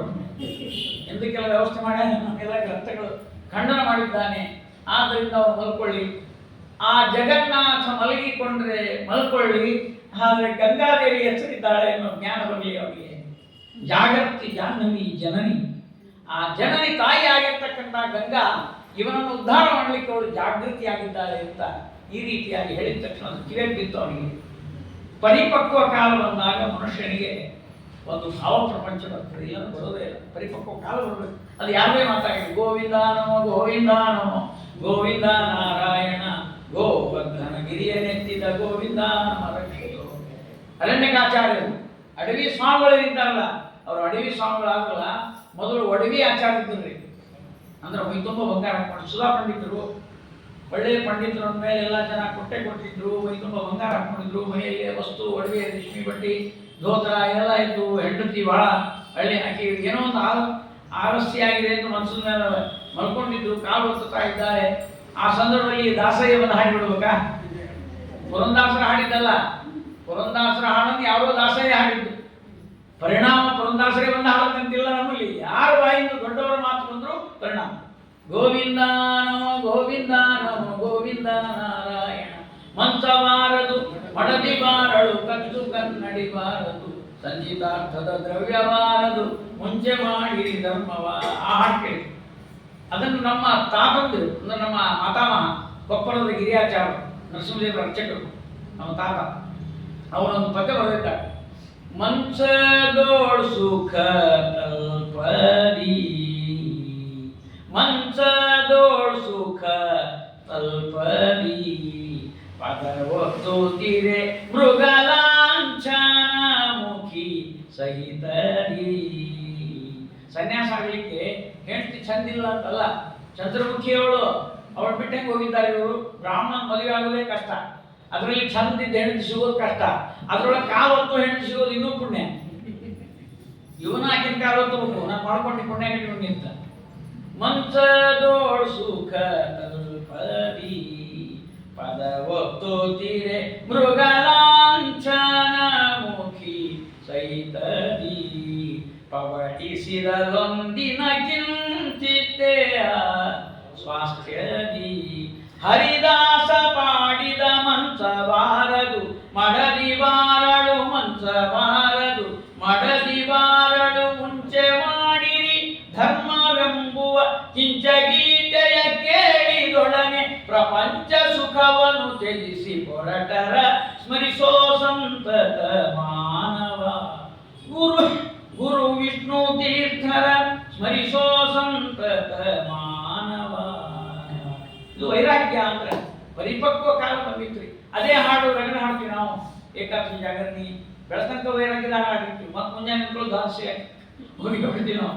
ವೈರಾಗ್ಯ ಬರಬೇಕಾದ್ರೆ ದೇವರ ನಾಮ ಅಂದ್ರೆ ಪುರಾಣ ಹೇಳಿದ್ರೆ ಇದೆಲ್ಲ ಅವಾಗ ಬರ್ತವಂತಲ್ಲ, ಬರಬೇಕಾದ್ರೆ ಭಗವಂತನ ಅನುಗ್ರಹದಿಂದ ಉದ್ಧಾರಕ ಗುರುಗಳು ಬಂದು ಒಂದು ಮಾತು ಹೇಳಿದ್ರೆ ಸಾಕಿದೆ. ಇದು ಪರಿಪಕ್ವ ಕಾಲ. ನಮಗೆ ಜಗನ್ನಾಥ ಪಂಡಿತ ಆ ಗಂಗೆಯ ಮೇಲೆ ಆ ದಡದಲ್ಲಿ ಮಲಗಿದ್ದಾನೆ. ಅವರ ಆಚಾರ್ಯರು ಹೇಳಿದರು, ನಿನ್ನ ತಾಯಿ ಗಂಗಾ ಉದ್ಧಾರ ಮಾಡಲಿಕ್ಕಿದ್ದಾಳಪ್ಪ. ಇವತ್ತು ನಾವು ನೀವು ಕೂಡ ಅದೇ ಪರಿಸ್ಥಿತಿಯೊಳಗೆ ಜಗನ್ನಾಥನ ಸ್ಥಾನದಲ್ಲಿ ನಿಂತು ವಿಚಾರ ಮಾಡಿದರೆ ಎಷ್ಟೋ ತಪ್ಪುಗಳನ್ನು ನಡೀತಾರೆ. ಇದಕ್ಕೆ ದಶಹರ, ಪಾಪ ತಾಯಂದಿರೆಲ್ಲ ದಶಹರ ಅಂತ ಮಾಡ್ತಿರ್ತಾರೆ. 10 ಹಣ್ಣು ಕೊಡೋದು, ಹೌದಿಲ್ಲ? ಅದು ಮಾವಿನ ಹಣ್ಣು, ಅದು ಬಾಳೆಹಣ್ಣು, ಏನೇನು ಕೊಡ್ತಿರ್ತಾರೆ. ಪಾಪ ಅಷ್ಟರೊಳಗೆ ಬಡವರಿದ್ರೆ 10 ನೀಲ್ ಹಣ್ಣು ಕೊಡ್ತಾರೆ. ಎಷ್ಟೆಷ್ಟು ಯೋಗ್ಯತೆ ಇರ್ತದೆ ಅಷ್ಟೆಷ್ಟು ಒಟ್ಟ 10 ಅಂತೂ ಕೊಡೋದೆ. ಈ ಗಂಗಾದೇವಿಯ ಅನುಗ್ರಹ ಹತ್ತೋ ತನಕ ಅವೆಲ್ಲ ವ್ರತಗಳನ್ನು ಮಾಡಬೇಕು. ಆ ಗಂಗಾದೇವಿಯ ಮಹಿಮೆ, ಹಿರಿಮೆ, ಗರಿಮೆಗಳನ್ನು ಜಗನ್ನಾಥ ಪಂಡಿತ ಮನಗಂಡು ಮೊದಲೇ ಸ್ತೋತ್ರ ತಯಾರು ಮಾಡಿದ್ದ. ಅವಾಗೇ ಮಾಡಿದ್ದಲ್ಲ, ಅಲ್ಲೇ ಕೂತ್ಕೊಂಡು ಶ್ಲೋಕ ಮಾಡಿದ ಅಂತ ತಿಳ್ಕೊಳ್ಬಾರ್ದು ಯಾರು. ಗಂಗಾಧಾರಿ ಮೊದಲು ಬರೆದಿದ್ದ, ಅದರ ಪಾರಾಯಣ ಅವಾಗ ಮಾಡಿದ. ನೆನಪು ನೋಡ್ರಿ, ಸ್ತೋತ್ರ ಇರೋದು ಬೇರೆ, ಅದರ ಅನುಭವ ಅದು ಮನಸ್ಸಿಗೆ ಹತ್ತಿ ಆ ಶ್ಲೋಕ ಹೇಳುವಾಗ ಭಾವ ಪ್ರಪಂಚ ಯಾವಾಗಲೂ ಭಾವ ಮುಖ್ಯ. ಗೋಪಿಕಾಸ್ತರಿಯರೆಲ್ಲ ಮಾಡಿದ್ರಲ್ಲ, ಜಯತಿ ತೇಧಿಕಂ ಜನ್ಮಾನಾ ಶ್ರಯತ ಇಂದಿರಾ ಸಾಧು ತತ್ವಹಿ ದಯಿತ ದೃಶ್ಯತಾಂ ತ್ವಂ ದಿದೃಕ್ಷತಾಂ ತ್ವಯಿ ಧೃತಾಸವ ವಿಚಿನ್ವತೆ ಶಿಲತೃಣಾಂಕುರೈಃ ಸೀದತೀತಿನಃ ಕಲಿಲತಾಂ ಮನಃ ಕಾಂತ ಗಚ್ಚತಿ. ಕೃಷ್ಣ, ನೀನು ಆ ಗೋಪಾಲಕನಾಗಿ ಮುಂದೆ ಆಕಳುಗಳು ಹಿಂದೆ ನೀನು ಹೋಗುವಾಗ ನಿನ್ನ ಕೋಮಲವಾದ ಪಾದಗಳಿಗೆ ಆ ಹುಲ್ಲಿನ ತುದಿಗಳು, ಯಾಕಂದ್ರೆ ತಿಂದು ಹೋಗಿರ್ತಿದ್ದು, ಮೇಲಿನ ಭಾಗವನ್ನು ಆಕಳ ತಿಂದಿರ್ತಿದ್ದು, ಕರ ತಿಂದಿರ್ತಿದ್ದು, ಕೆಳಗೆ ಹೊರಟಿರ್ತಿತ್ತದು. ಆ ಹೊರಟಾದ ಹುಲ್ಲಿನ ಮೇಲೆ ನಿನ್ನ ಕೋಮಲವಾದ ಪಾದ ಬೀಳುತ್ತದೆ. ಎಷ್ಟು ನೊಂದ್ಕೊಂಡಿದ್ದೇವೆ ಗೊತ್ತೇನೋ ಕೃಷ್ಣ, ನಮ್ಮನ್ನು ಬಿಟ್ಟು ಹೋಗ್ತೀಯಲ್ಲ ಅಂತ ದುಃಖದಿಂದ ಗೋಪಿಕಾಸ್ತ್ರೀಯರು ಹಾಡಿ ಹಾಡಿ ಕೊನೆಗೆ ರುರುದುಹು ಅಂತ ಬಿಟ್ಟಿದ್ದಾರೆ. ಸುಸ್ವರಂ ರಾಜನ್ನ ಕೃಷ್ಣ ದರ್ಶನ ಲಾಲಸಾಃ ತಾಸಾಮಾವಿರಭೂ ಶೌರಿಃ ಸ್ಮಯಮಾನ ಮುಖಾಂಬುಜ ಪೀತಾಂಬರಧರ ಸೃಗ್ವಿ ಸಾಕ್ಷಾನ್ಮನ್ಮಥ ಮನ್ಮಥಃ. ರುರುದುಹು ಸುಸ್ವರಂ ರಾಜನ್ನ. ಪರೀಕ್ಷಿತ ರಾಜ ಹತ್ರ ಅವರಲ್ಲ, ಅವಂದ ರುರುದುಹು ಅರ್ಥ ಆಗಿರಿ, ಈ ಸುಸ್ವರಂ ಅರ್ಥ ಆಗಿಲ್ಲ ಅಂತ. ಸ್ವರಬದ್ಧವಾಗಿ ಹತ್ರ ಅಂದ್ರೆ ಏನಿದೆ ಅದು ಅಂತ ಕೇಳಿ. ಸ್ವರಬದ್ಧವಾಗಿ ಹತ್ರ ಅಂದ್ರೆ ರಾಗಬದ್ಧವಾಗಿ ಹತ್ರಪ್ಪ. ಗೋಪಿಕಾಸ್ತ್ರೀ ಸಂಗೀತ ಬರ್ತಿತ್ತು, ನಮ್ಮಲ್ಲಿ ಹಾಡುವಾಗ ಅರ್ಥ ಆದರೆ ಭಾವ ಪ್ರಪಂಚ ಬರ್ತದೆ, ಅರ್ಥ ಆಗದೇ ಇದ್ರೆ ಸುಮ್ಮನೆ ಹಾಡ್ಬಿಡೋದಷ್ಟೇ. ಗೋಪಾಲದಾಸರಂತ ಮಹಾನುಭಾವರು ಆ ಗೋಪಿಕಾ ಸ್ತ್ರೀಯರ ಆರ್ದ್ರ ಭಾವವನ್ನ ಹಾಡುಗಳಲ್ಲಿ ತುಂಬಿಕೊಟ್ಟಿದ್ದಾರೆ. ನಮಗೆ ಎಂತ ಉಪಕಾರ ಮಾಡಿದ್ದಾರೆ. ಕರುಣ ಸಾಗರ ನಿನ್ನ ಸ್ಮರಣೆ ಮಾತ್ರದಿ ಸರ್ವ ದುರಿತ ಪರಿಹಾರವೆಂದು ನಾ ಬಂದು. ನಾ ಯಾಕೆ ಬಂದೆ ಗೊತ್ತಾ? ಕರುಣ ಸಾಗರ ನಿನ್ನ ಸ್ಮರಣೆ ಮಾತ್ರದಿ ಸರ್ವ.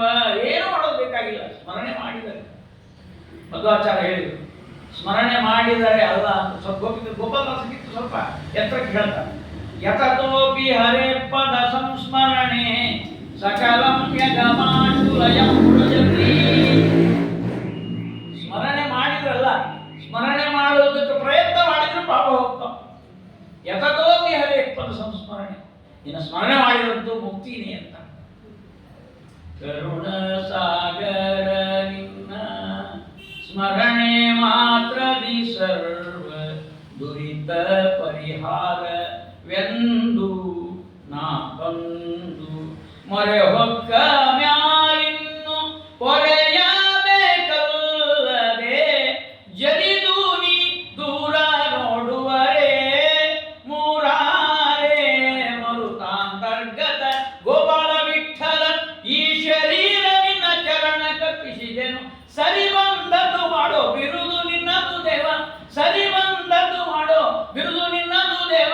ಪರಮ ದಯಾನಿ ದೇವರಾಗ ತ್ರಿವಾಸ ಪಾಲಿ ಸೈಯ. ಭಾವ ಇಲ್ಲಿ ಕಾಣಬೇಕು ಈ ಹಾಡಿನಲ್ಲಿ. ಹಾಗೆ ಜಗನ್ನಾಥ ಪಂಡಿತ ಭಾವುಕನಾಗಿದ್ದಾನೆ. ತನ್ನ ಜೀವನದ ಎಲ್ಲ ಅಪಚಾರಗಳು, ಭ್ರಷ್ಟಾಚಾರಗಳು, ಅನಾಚಾರಗಳು, ತಪ್ಪುಗಳನ್ನೆಲ್ಲ ಒಟ್ಟಾರೆ ತೆಗೆದುಕೊಂಡು ನನ್ನನ್ನು ಉದ್ಧಾರ ಮಾಡಲಿಕ್ಕೆ ತಾಯಿ ಇದ್ದಾಳಲ್ಲ ಅಂತ ಆ ಗಂಗೆಯನ್ನು ನೋಡ್ತಾನೆ.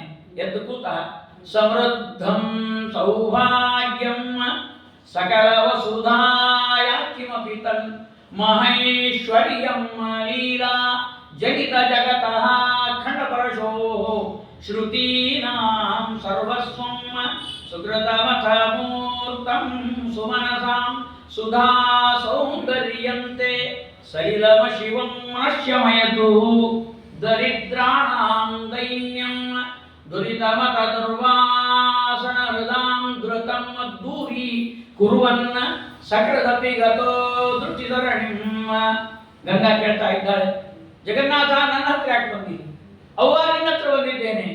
ಜಗತ್ತಿನೊಳಗೆ ಉಳಿದವ್ರನ್ನೆಲ್ಲ ನೋಡಿ ಅಲ್ಲೆಲ್ಲ ಏನು ಉಪಯೋಗ ಇಲ್ಲ ಅಂತ ಅನಿಸಿದ ಮೇಲೆ ನಿನ್ನ ಹತ್ರ ಬಂದಿದ್ದೆ. ನಿನ್ನ ಮಹಿಮೆ ಜಗತ್ತಿನೊಳಗೆ ಇನ್ಯಾರಿಗೂ ಇಲ್ಲ ಅಂತ ನನಗೆ ಕನ್ಫರ್ಮ್ ಮಾಡ್ಕೊಂಡೇ ಬಂದೀನಿ ಅಂತ. ಅಂಥದ್ದು ಏನಾಗಿದೆ ನಿಮಗೆ? ನದಿ ರೇಖೆ ರಗಡವ, ಗೋದಾವರಿ ನದಿ ಅದ, ಕಾವೇರಿ ನದಿ ಅದ, ಯಮುನಾ ಅದ, ಕೃಷ್ಣ ಅದ, ಆ ಎಲ್ಲ ಮುಗಿಸ್ಕೊಂಡೇ ಇಲ್ಲಿ ಬಂದಿನವ. ಯಾಕಂದ್ರೆ ನಿನ್ನ ಮಹಿಮಾ ಜಗತ್ತಿನೊಳಗೆ ಇಷ್ಟು ಬರ್ಲಿಕ್ಕೆ ಮುಖ್ಯ ಕಾರಣ ಅಂದ್ರೆ ಮಂತ್ರೈರ ಮೀಲಿತಂ. ಆ ಜಗನ್ನಾಥ ಪಂಡಿತನ ಒಂದೊಂದು ಮಾತುಗಳು ಕೂಡ ಹೃದಯದಿಂದ ಬಂದ ಭಾವಗೀತೆ. ಭಾವಗೀತೆ ಅಂತಾರೆ. ಈ ಭಾವಗೀತೆಯ ಪರಂಪರೆ ಮಧ್ವಾಚಾರ್ಯರ ಭಾವಗೀತೆ ದ್ವಾದಶ ಸ್ತೋತ್ರ. ಸುಮ್ಮನೆ ಶಬ್ದಗಳನ್ನೆಲ್ಲ ಹಾಕಿ ವೃತ್ತಗಳನ್ನು ಚಂದಗಳು ಸಾಕಿ ಬರುವುದಲ್ಲ. Spontaneous overflow of powerful feelings ಅಂತಾರೆ. ಸ್ಪಾಂಟೇನಿಯಸ್ ಆಗಿ ಬರೋದು ಹಾಗೆ ಬಂದ್ಬಿಡ್ಬೇಕಲ್ಲೇ. ಕೃಷ್ಣನ ಕರ್ಕೊಂಡು ಬಂದರು, ಗೋಪಿ ಚಂದನ ಗಡ್ಡೆಯಿಂದ ಒಂದೇ ಹೇಳ್ತಾವ, ಆನಂದವಾಗಿ ಶ್ಲೋಕರಚನೆ ಮಾಡಿದ್ದಾರೆ. ಹೀಗೆ ಭಾವ ಪ್ರಪಂಚ ನಮ್ಮ ಜಗತ್ತಿನಲ್ಲಿ ನೋಡ್ತಾ ಇದ್ದೇವೆ. ಜಗನ್ನಾಥ ಪಂಡಿತನಿಗೆ ಹೇಳ್ತಾ ಇದ್ದಾನೆ, ಅವಾಗಿನ ಹತ್ರ ನಾವು ಬಂದಿದ್ದೇವೆ. ಯಾಕಂದ್ರೆ ಮಂತ್ರೈರ ಮೀಲಿತಂ ಔಷಧೈಃ ಮುಕುಲಿತಂ ತ್ರಸ್ತಂ ಸುರಾಣಾಂಗಣೈಃ ಸ್ರಸ್ತಂ ಸಾಂದ್ರ ಸುಧಾರಸೈಃ ವಿದಲಿತಂ ಗಾರುತ್ವತೈರ್ಗ್ರಾಮಭಿಃ ವಿಚಿಚ್ಚಾಲಿತ ಕಾರ್ಯಾಗಿದವದೇ ಸ್ವರ್ಲೋಕ ಕಲ್ಲೋಲಿನಿ ತ್ವಂ ತಾಪಂ ನಿರಯಾಧುನಾ ಮಮ ಭವ ಜ್ವಾಲಾವಲಿಧಾತ್ಮನಃ. ಈ ಜಗನ್ನಾಥ ಪಂಡಿತನ ಸಂಸ್ಕೃತದ ಭಾವವನ್ನು ನಮ್ಮ ಗುರುಗಳಾದ ಗಲಗಲಿ ಆಚಾರ್ಯರಿಗೆ ಯಾಕೆ ಬಂತು, ಸ್ವಲ್ಪ ಅವರನ್ನು ನೆನೆಸಿಕೊಂಡು ಹೋಗೋಣ.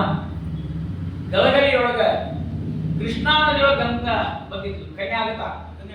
ಆ ಕನ್ಯಾಗತಕ್ಕೆ ಬಂದಾಗ ಎಲ್ಲ ಆಚಾರ್ಯರು ಸ್ನಾನ ಮಾಡ್ತಾ ಇದ್ರು.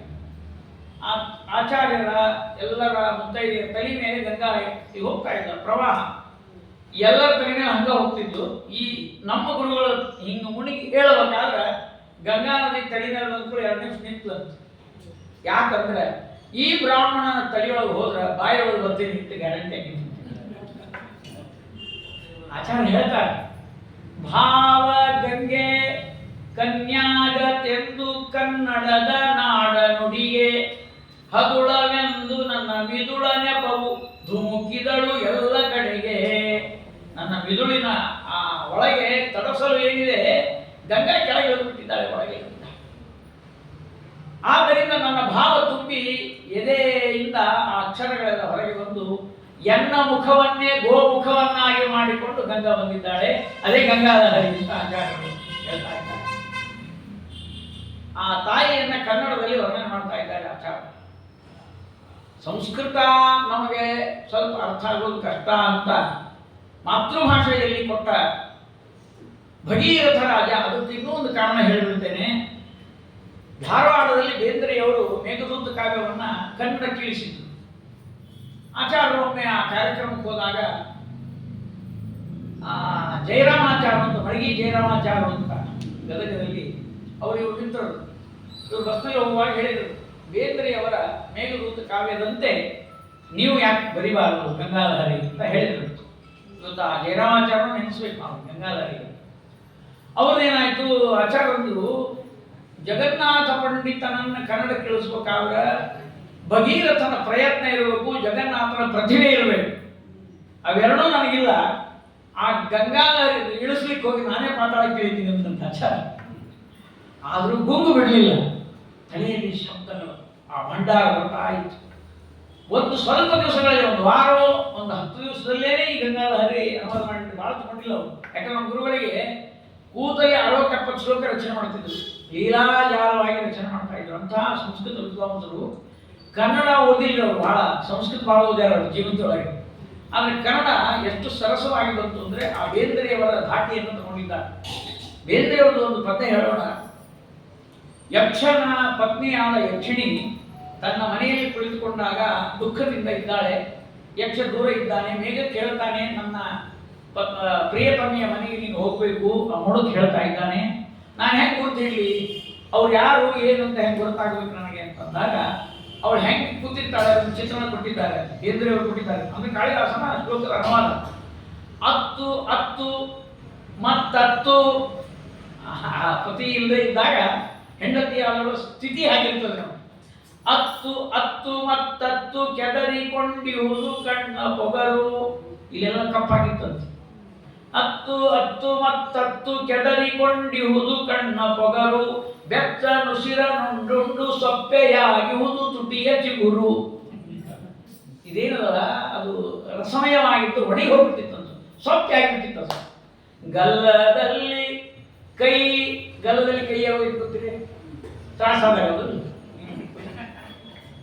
ಸುಮ್ಮನೆ ಇಟ್ಕೋಬಾರ್ದು, ಹಿಂಗೆ ಇಟ್ಕೋಬಾರ್ದು. ಕೆಲವರು ಹಿಂಗೆ ಸುಮ್ಮನೆ ಹಿಂಗೆ ಇಟ್ಕೊಂಡು ಕೂತಿರ್ತಾರೆ. ಏನಿರುವುದಿಲ್ಲ ಇಲ್ಲ, ಮನೆ ಬರೀತಾರೆ ಅಂಗಡಿ ಹೋಗೋಣ. ಗಲ್ಲದಲ್ಲಿ ಕೈ ಓರೆ ಮೋರೆ, ಓರೆ ಮೋರೆ ಹಿಂಗೆ ಎಲ್ಲೋ ನೋಡ್ತಾ ಇದ್ದಾರೆ.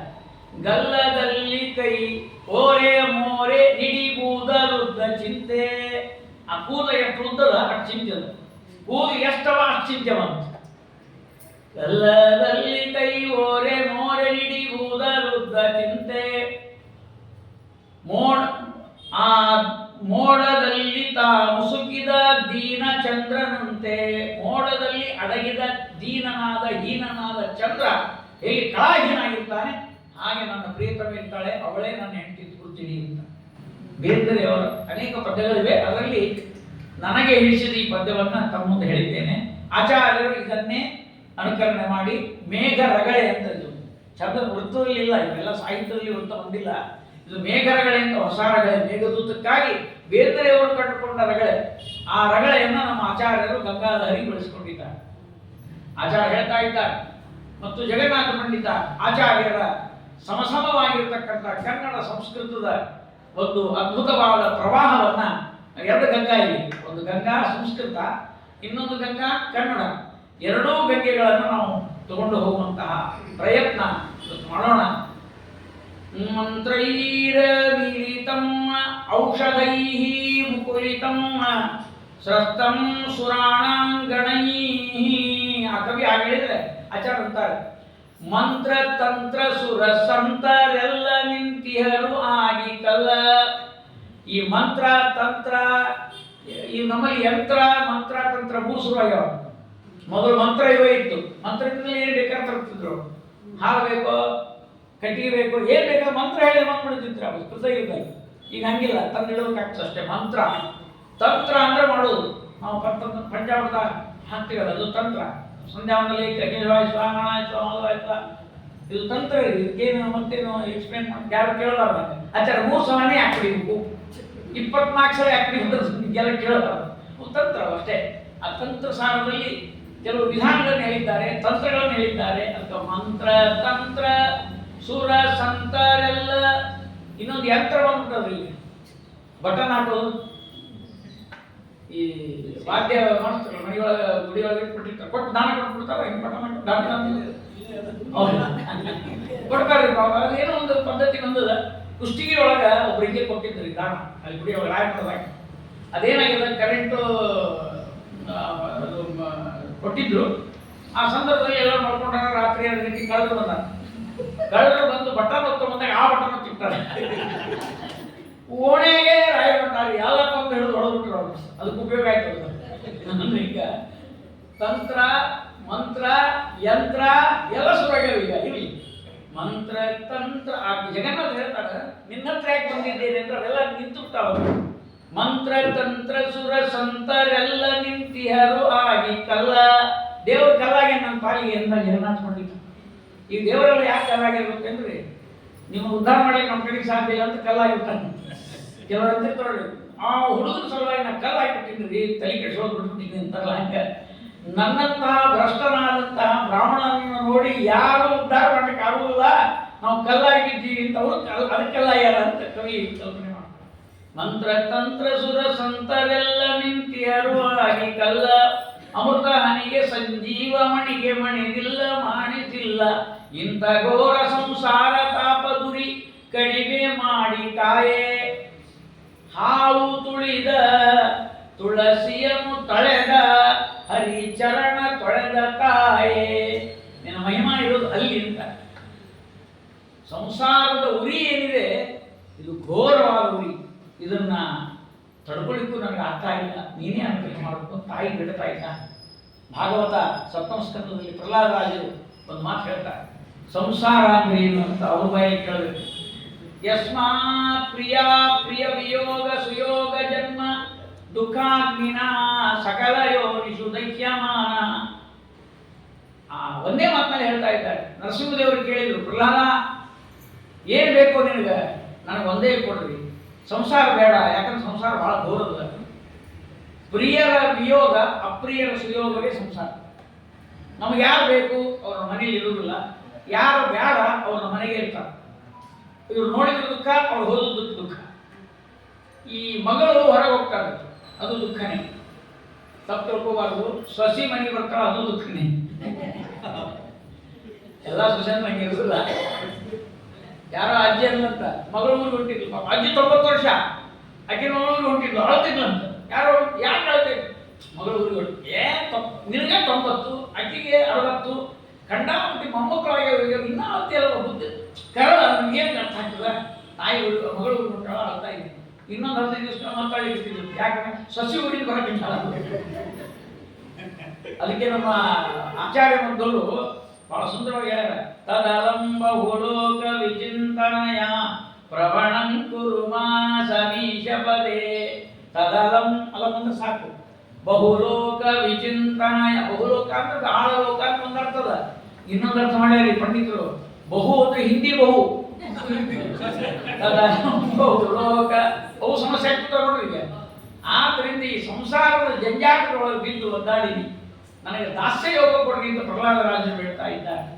ಅಂತಹ ಸಂಸಾರದ ಘೋರ, ಇಂಥ ಘೋರ ಸಂಸಾರ ತಾಪದುರಿ ಕಡಿಮೆ ಮಾಡಿ ಕಾಯೇ. ಯಾಕಂದ್ರೆ ಹಾವು ತುಳಿದ ಕಾಯೇನನ್ನು ಮರ್ದನ ಮಾಡಿದ, ತುಳಸಿಯನ್ನು ತಳೆದ ಹರಿಚರಣ ತೊಳೆದ ತಾಯೇ.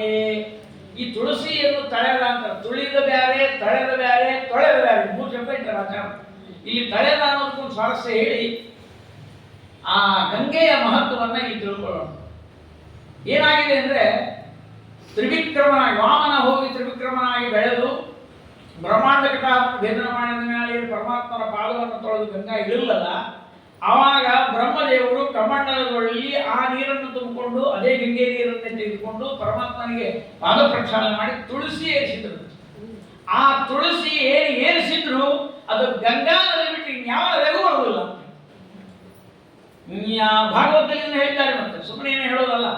ಯಾವೈಲಸ ಶ್ರೀ ತುಳಸಿ ವಿಮಿಶ್ರ ಕೃಷ್ಣಾಂಗ್ರಿ ರೇಣುಕಾಂಬುನೇತ್ರಿ.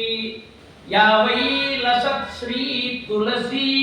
ಆ ತುಳಸಿ ಏನಿದ್ದಾರೆ ಬ್ರಹ್ಮದೇವರು ಏರಿಸಿದ್ದು ಗೋವಿಂದನ ಸುಂದರವಾದ ಪಾದಾರವಿಂದ ಮಕರಂದಾಗಿ ಬರುವಾಗ ಅದರೊಳಗೆ ಜೊತೆಯಾಗಿ ಬರುತ್ತಿದ್ದು ಪರಮಾತ್ಮನಿಗೆ ಏರಿಸಿದ ತುಳಸಿ ಆ ಗಂಗಾ ನದಿಯಲ್ಲಿ ಬರ್ತಾರೆ. ಹಾವು ತುಳಿದ ಕಾಳಿಯನ್ನು ಮಕ್ಕಳ ಮಾಡಿದ, ತುಳಸಿಯನ್ನು ತಳೆದ ಹರಿಚರಣ ತೊಳೆದ ತಾಯಿ. ಶೃಂಗಾರ ಪಾದನಖ ತುಂಗಾಗ್ರ ಭಿನ್ನಗಣ ಕಾಂಗಾಂಡ ಪಾಪಿ ತಟಿನಿ ತುಂಗಾದಿ ಮಂಗಲ ತರಂಗಾಭಿಭೂತವಜ ಕಾಂಗಾರ ವಾಮನವಾ. ನಂದ ಕಂದ ಪಾದಾರ ಬಿಂದ ಮಕರಂದ ಬಿಂದು ಸಿಂಧು. ಇದು ಗಂಗಾ ಅಂದ್ರೆ ಸಾಮಾನ್ಯ ಅಲ್ಲ. ಗೋವಿಂದನ ಪಾದವನ್ನು ತೊಳೆದ ನೀರು, ಪರಮಪಾವನವಾದಂತಹ ಗಂಗೆ. ಅವಳ ಮಹಿಮೆಯನ್ನ ನಾಳಿನ ದಿವಸ, ಇವತ್ತು ಇಂಟ್ರಡಕ್ಷನ್ ಆಗಿದೆ, ನಾಳಿನ ದಿವಸ ಆ ಗಂಗೆಯ ಮಂಗಳಕರವಾದ ಮಹಿಮೆ ಅದನ್ನೇ ಹೇಳ್ತಾರೆ ವಾದರಾಜ ಸ್ವಾಮಿಗಳು. ತುಂಗಾತಿ ಮಂಗಳ ಅಂದ್ರೆ, ತುಂಗ ಅಂದ್ರೆ ಎತ್ತರವಾದ, ಅತಿಮಂಗಲ ಅಂದ್ರೆ ಅತ್ಯಂತ ಪಾವನತೆ. ಈ ಪಾವನತ್ವ ಪರಮಾತ್ಮನ ಪಾದಸೂಕಿ ಬಂದದ್ದರಿಂದ ಇಂತಹ ಗಂಗೆಯ ಮಹಿಮೆಯನ್ನ ನಾವೆಲ್ಲರೂ ಕೇಳಿ ಪಾವನರಾಗೋಣ. ಬಹುಶಃ ಗಂಗಾಳ ಹರಿಯಕ್ಕಿಂತ ಮೊದಲೇ ಗಂಗಾ ಬಸವೇಶ್ವರನಗರದಲ್ಲಿ ಮಧ್ವ ಸಂಘದ ಮೇಲೆ ಇಳಿದು ಬಿಟ್ಟು ಬರ್ತಾ ಇರುವಾಗ ಜೋರಾಗಿ ಮಳೆ ಬರ್ತಾ ಇದೆ. ನನಗೆ ಅನಿಸಿದ್ದೇನು ಅಂದ್ರೆ ಗಂಗವ್ವ ನಮ್ಮ ಮೇಲೆ ಒಂದು ಆಶೀರ್ವಾದ ಮಾಡಿದ್ಲು ಏನು ಅಂತ. ಸಾಮಾನ್ಯವಾಗಿ ಮಳೆ ಬರ್ತಾ ಇತ್ತು ಅದು ಸರಿ, ಆದರೂ ಈಗ ನಾವು ಅಂದ್ಕೊಳ್ಳೋದೇನೆಂದ್ರೆ ಅನುಸಂಧಾನ. ಆ ರೀತಿಯಾಗಿ ಗಂಗೆಯ ಒಂದು ಮಹಿಮೆಯನ್ನ ಶ್ರವಣ ಮಾಡೋಣ.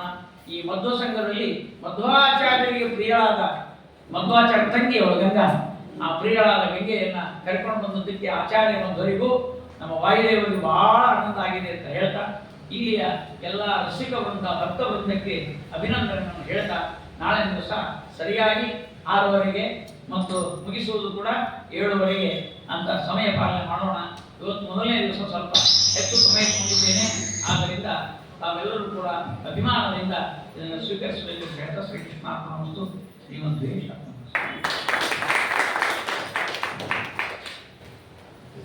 ಹರೇ ಶ್ರೀನಿವಾಸ.